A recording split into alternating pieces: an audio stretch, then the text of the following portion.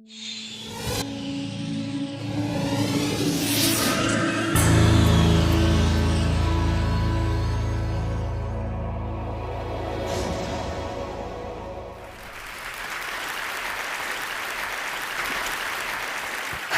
going to tell you a little bit about my TEDx Houston talk. I woke up the morning after I gave that talk with the worst vulnerability hangover of my life. And I actually didn't leave my house for about 3 days. The first time I left was to meet a friend for lunch. And when I walked in, she was already at the table, and I sat down, and she said, "God, you look like hell." I said, "Thanks. I feel really, I'm not functioning." And she said, "What's going on?" And I said, "I just told 500 people that I became a researcher to avoid vulnerability, and that when being vulnerable emerged from my data as absolutely essential to wholehearted living, I told these 500 people that I had a breakdown. I had a slide that said breakdown. At what point did I think that was a good idea?" And she said, "I saw your talk live streamed. It was not really you. It was a little different than what you usually do, but it was great." And I said, "This can't happen. YouTube, they're putting this thing on YouTube, and we're going to be talking about 600, 700 people." And she said, "Well, I think, it's too late." And I said, "Let me ask you something." And she said, "Yeah." And I said, "Do you remember when we were in college and really wild and kind of dumb?" She said, "Yeah." And I said, "Remember when we'd leave a really bad message on our ex-boyfriend's answering machine? Then we'd have to break into his dorm room and then erase the tape?" And she goes, "No." So, of course, the only thing I could think of to say at that point was, "Yeah, me neither. Yeah, me neither." And I'm thinking to myself, "Brené, what are you doing? What are you doing? Why did you bring this up? Have you lost your mind? Your sisters would be perfect for this."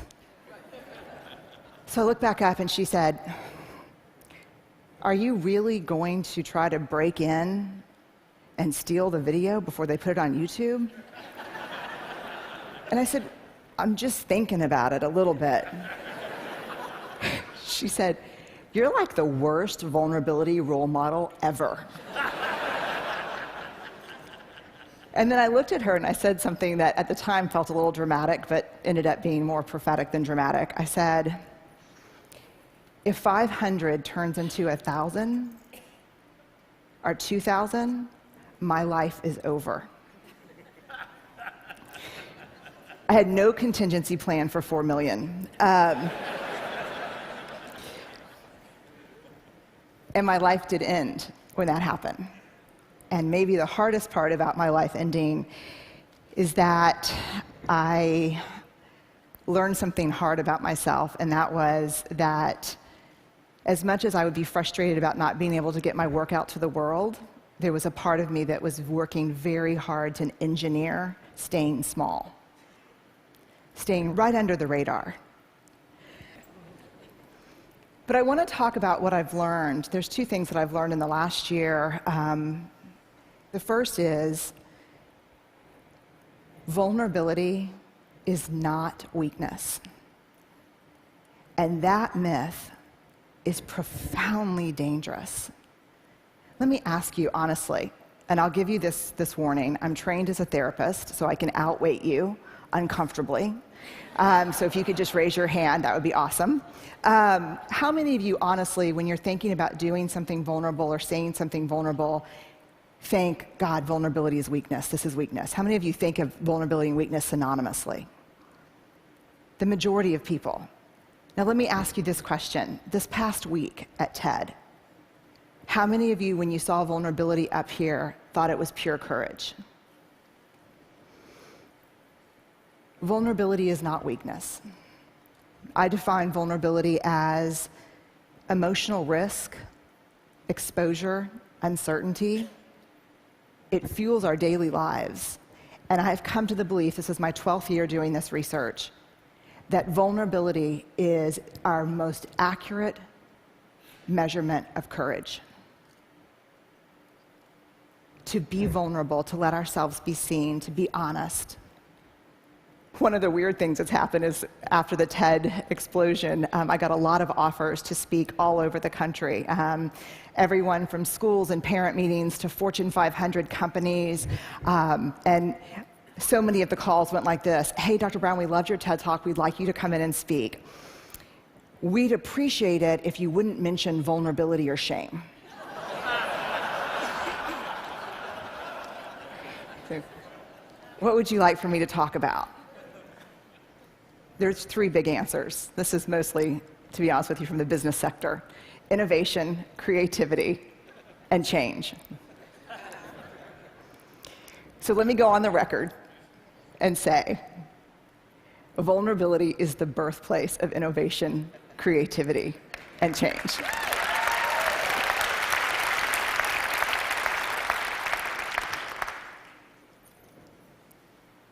To create is to make something that has never existed before. There's nothing more vulnerable than that. Adaptability to change is all about vulnerability. The second thing, in addition to really finally understanding the relationship between vulnerability and courage, the second thing I learned is this: we have to talk about shame. And I'm going to be really honest with you. When I became like a vulnerability researcher, and that became the focus because of the TED Talk, and I'm not kidding that. I'll give you an example. About 3 months ago, I was in a sporting goods store buying goggles and shin guards and all the things that parents buy at the sporting goods store. About from 100 feet away, this is what I hear: vulnerability TED, vulnerability TED.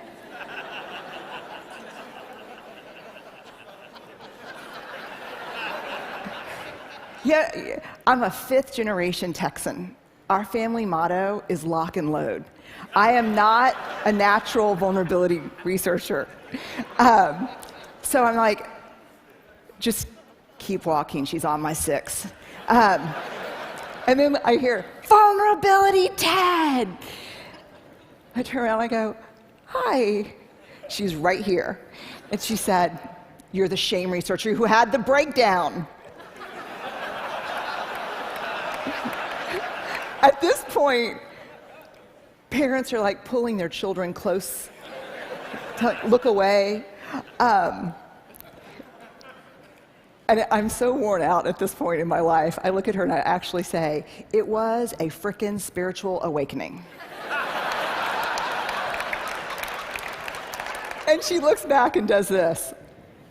I know. And she said, we watched your TED Talk in my book club. Then we read your book, and we renamed ourselves the Breakdown Babes. And she said, our tagline is, we're falling apart, and it feels fantastic.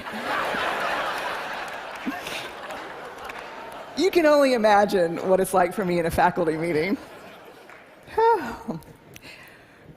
So when I became Vulnerability TED, like an action figure, like Ninja Barbie, but I'm Vulnerability TED, I thought I'm going to leave that shame stuff behind, because I spent 6 years studying shame before I really started writing and talking about vulnerability. And I thought, thank God, because shame is this horrible topic. No one wants to talk about it. It's the best way to shut people down on an airplane. What do? I study shame. Oh. And I see you, you know.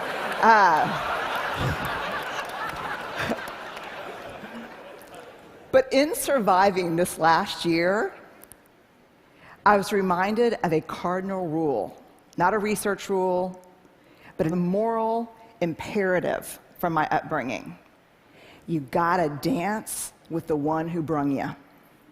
And I did not learn about vulnerability and courage and creativity and innovation from studying vulnerability.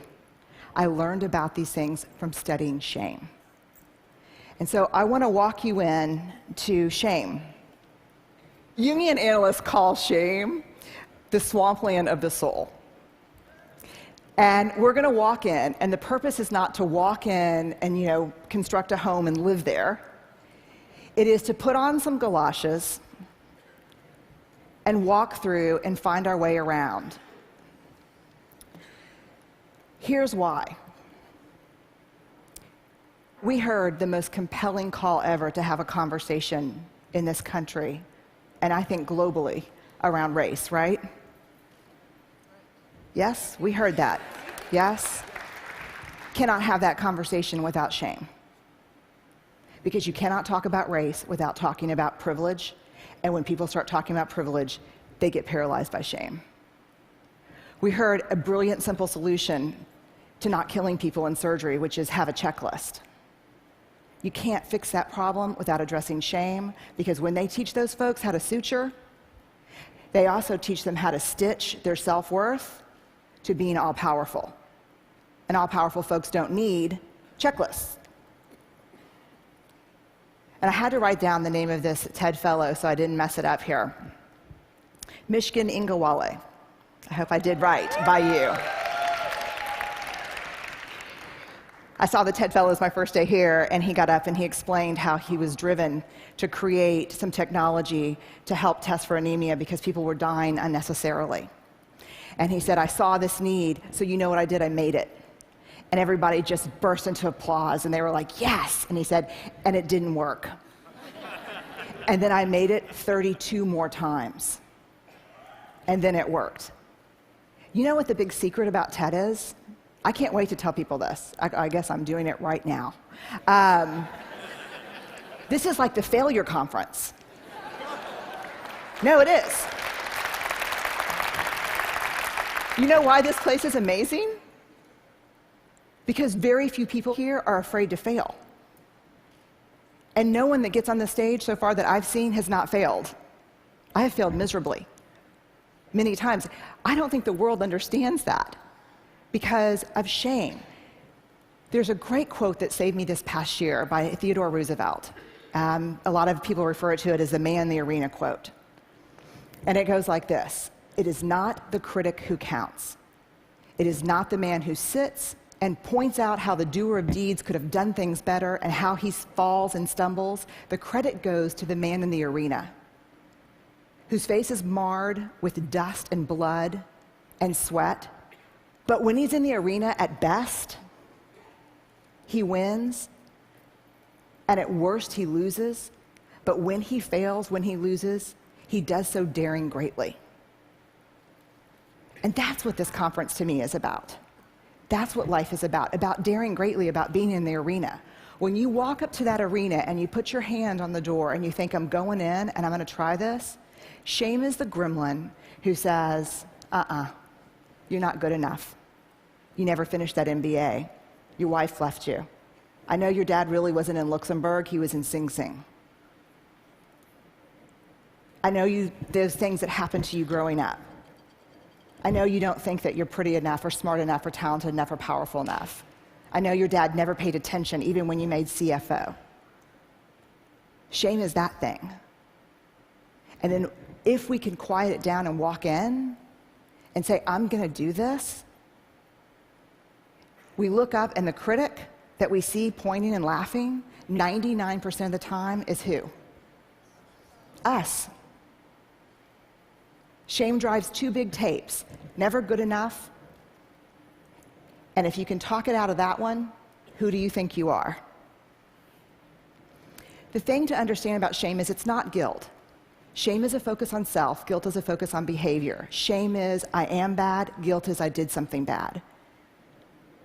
How many of you, if you did something that was hurtful to me, would be willing to say, I'm sorry, I made a mistake?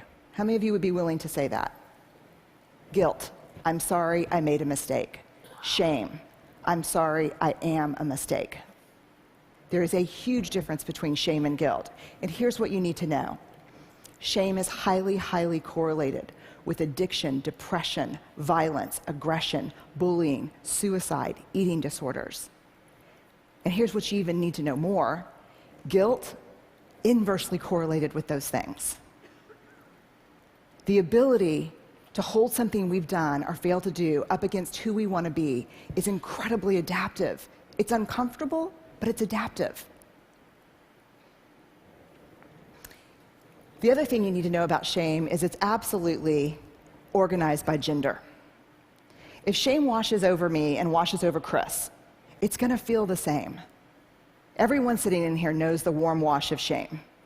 We're pretty sure that the only people who don't experience shame are people who have no capacity for connection or empathy. Which means, yes, I have a little shame, no, I'm a sociopath.